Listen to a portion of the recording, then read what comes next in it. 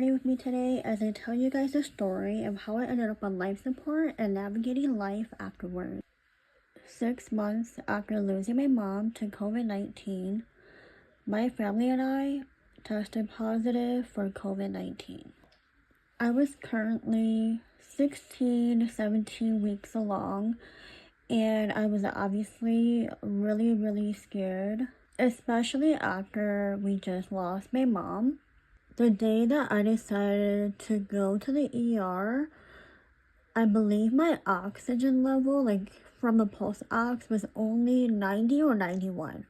I eventually got discharged. The very next day, I ended up having to go back to the ER because I was still not feeling any better and my oxygen was still pretty low. And they ultimately decided to just admit me because that night when I went in, my oxygen levels did not go up. 2 weeks after being admitted into the hospital, I was not showing any signs of improving. And at this point now, I am about 20 weeks pregnant.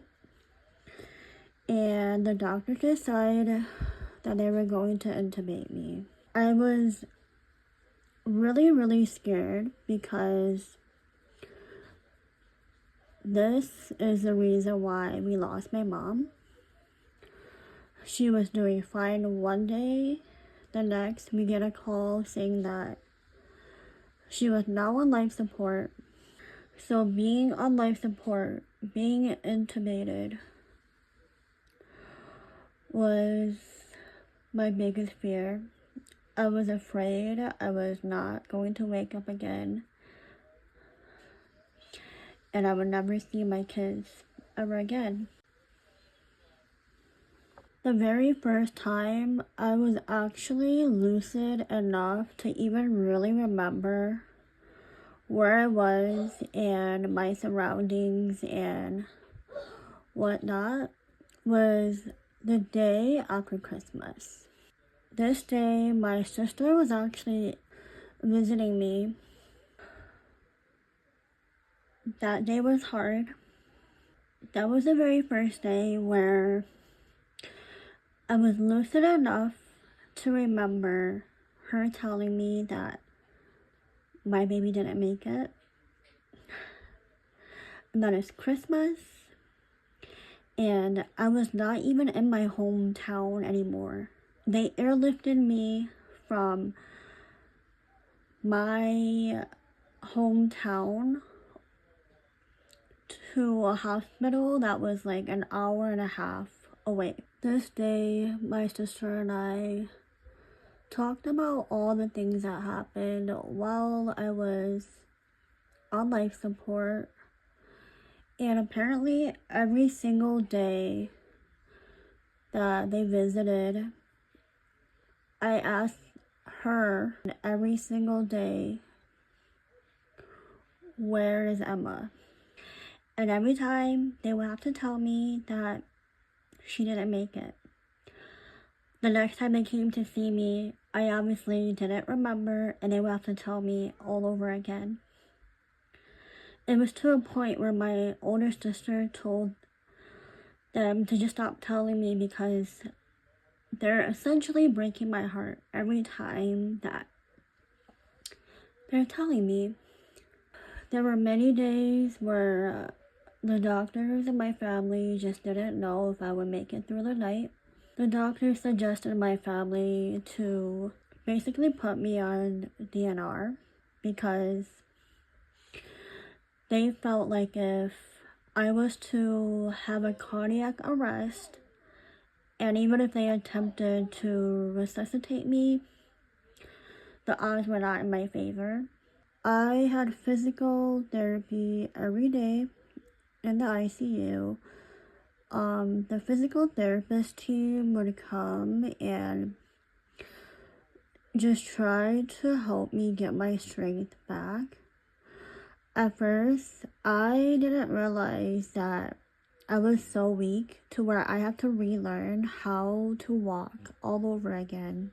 I remember my sister visiting me and and me wanting to communicate so bad, but I obviously couldn't. And they gave me a pen and paper, or like a marker and a whiteboard to write down my words. And I remember I couldn't even lift up a pen or a marker to write what I wanted to say.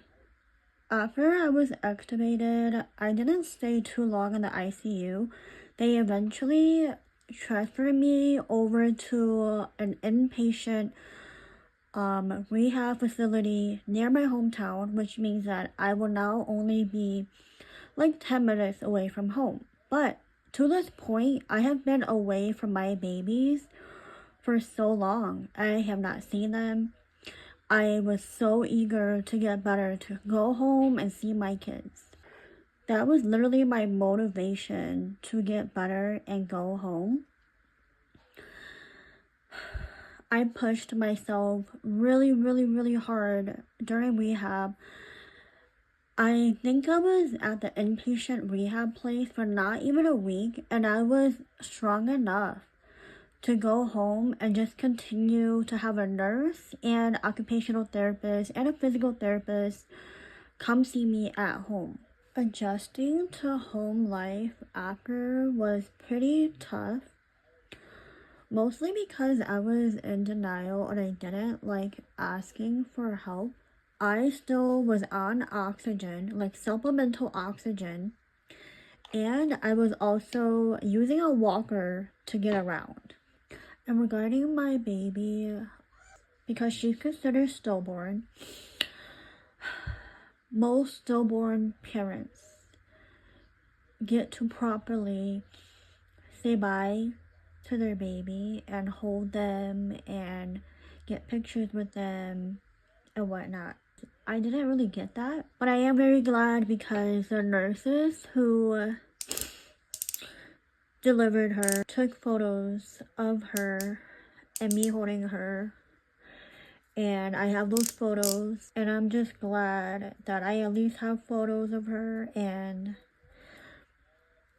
I at least have her ashes with me. I truly believe that I believe that she was with me every step of the way.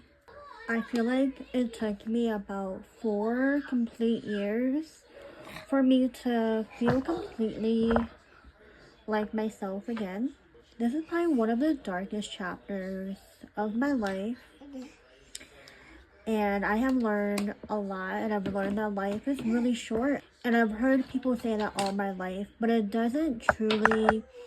don't truly understand the weight of that until you go through something like this, especially when you have kids, young kids, not even just young kids, kids in general.